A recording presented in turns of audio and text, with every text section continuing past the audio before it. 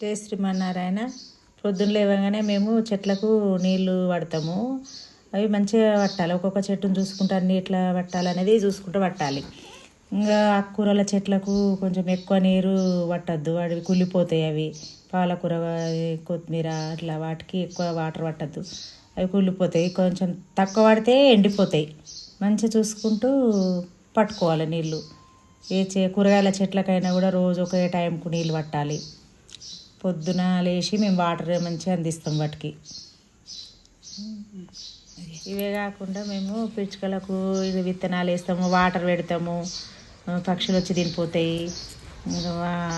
చుట్టూరుగా ఇంటి చుట్టూ అక్కడక్కడ కుండీలు తయారు చేసి నేనే తయారు చేసుకున్నా. కుండీలు తయారు చేసుకొని పెట్టిన, వాటర్ పోస్తా, దాంట్లో బియ్యం వేస్తా.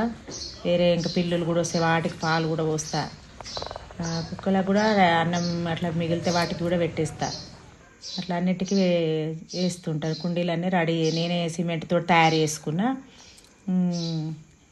ఇంటి చుట్టూ అట్లనే పెట్టుకున్నా.